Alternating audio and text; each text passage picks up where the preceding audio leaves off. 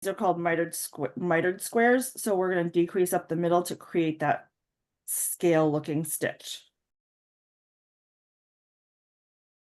One of my, I think it's a tip that I didn't know when I started doing Entrelac or any Tunisian, is you may want to increase your hook size Yes. based on what yarn you're working. So I'm using Paintbox Simply DK cotton, and it calls for a 4mm G hook. I went up to an H, was a little too holy, so I'm using a 4.5mm, like a G plus, a number 7 hook. So if you already have super tight tension, you may need to go up 2 hook sizes. If I'm going to do straight Entrelac and worsted weight yarn, I know that I'm going immediately to a K hook. I am 6.5mm it, and there's no way that I'm going to do anything smaller than that. I already chained 44. I'm going to recount them right now, make sure, and then we'll get started. Only working with 11 stitches at a time. So if you wanted 10 scales across the bottom, you would chain 110. So whatever multiple of 11 you chain is how many scales you're going to have. So I did 44. We're going to have 4 scales across the bottom. Your loop on your hook is your first stitch. Always counts as the first stitch. So we're going to insert our hook under the second chain from the hook and pull up a loop. And you're going to do that 10 times. So you have 11 loops on your hook. I go into the back bump. It's entirely up to you. You should have 11 loops on your hook. Yep. All right. So once you have 11 loops on your hook, you're going to do a modified return pass. Yarn over and pull through 1. Yarn over and pull through 2. 1, 2, 3 times. So there's your 4, 1, 2, 3, 4 stitches before your decrease. Yarn over and pull through 4. So this loop on the hook is one of them.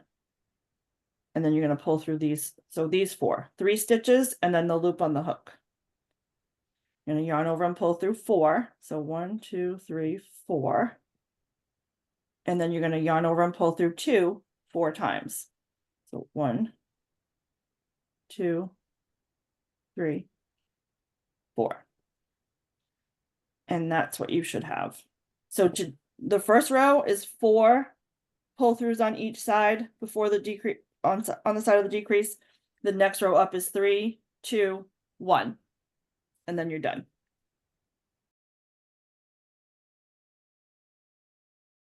Okay, so for row 2, insert your hook under the first vertical bar, not the one directly under your hook, the next one. So insert your hook, pull up a loop, insert your hook under the next one, pull up a loop, insert your hook under the next bar, pull up a loop. You should have 4 loops on your hook, and then you're at your decrease. Or your center spine, whatever you want to call it. For this stitch, you're going to go under all 3 at once and pull up a loop. So you're kind of pulling those 3 stitches together. So now you have 5 loops on your hook, and then you're going to pull up the rest of this, pull up a loop in the rest of the stitches. So under the next vertical bar, 1, next vertical bar,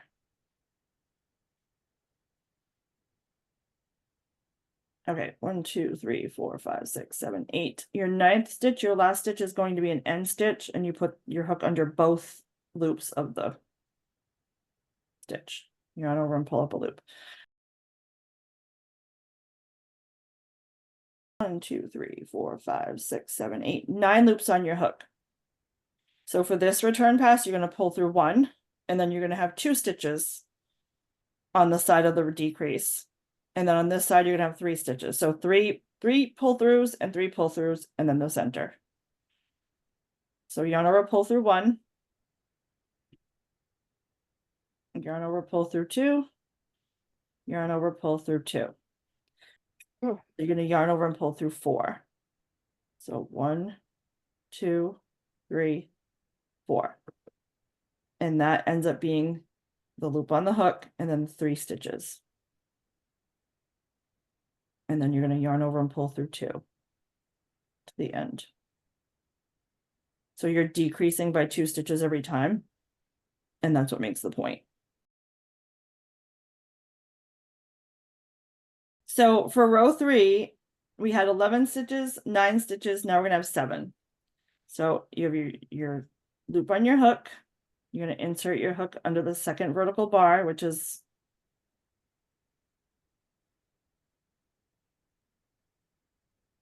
there. The next vertical bar. Backwards.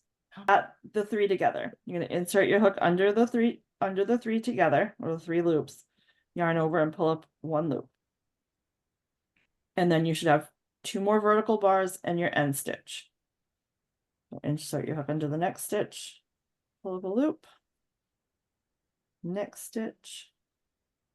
Has to be ambitious. Ambitious or ambidextrous? 1, 2, 3, 4, 5, 6, 7. 7 loops on your hook.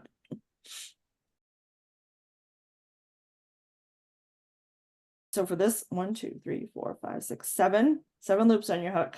Yarn over and pull through 1. Yarn over and pull through 2. Yarn over and pull through 4. And then yarn over and pull through 2. Yarn over, pull through 2.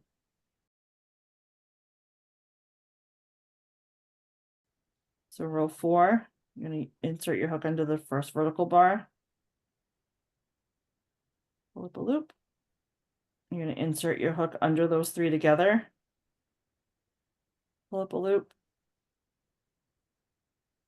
Insert your hook under the next vertical bar.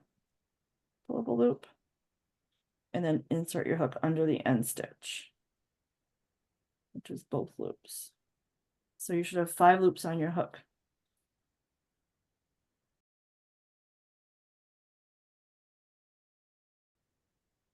You're going to yarn over and pull through 1.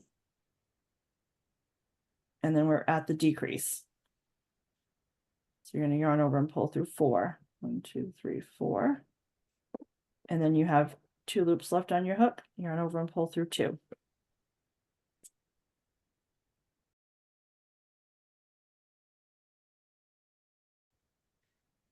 So for row 5, all you have left is your 3 together. So you're going to insert your hook under the 3 together. Yarn over, pull up a loop. Insert your hook under the end stitch. Yarn over and pull up a loop. You should have 3 loops on your hook. Yarn over and pull through all 3 loops. And that is your scale. Oh, you're going to slip stitch on the side, but that's it. So once you get to your top, you're going to slip stitch, you're going to chain 1. And I like to do this a little bit loosely because you're going to work into this stitch later, and it's very easy to tighten that stitch down. Mm-hmm. Try not to. So I pull up an extra long loop and then chain 1.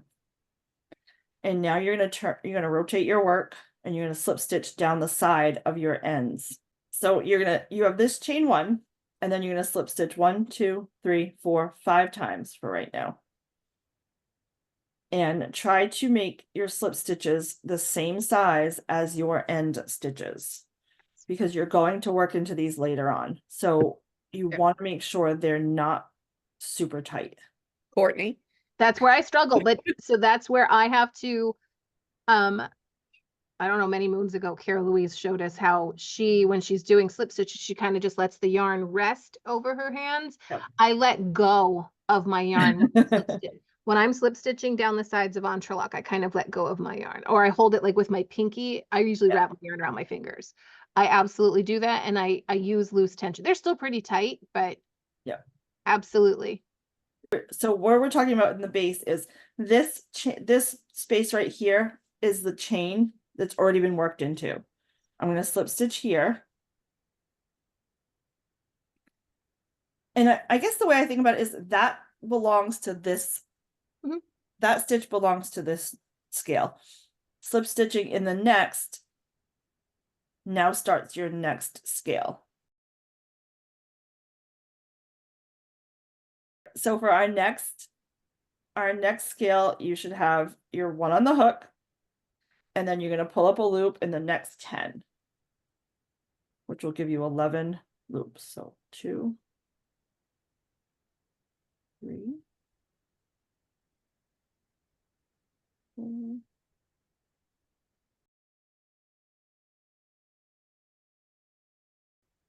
2, 4, 6, 8, 10, 11. So once you have 11 loops on your hook, you can start your return passing again.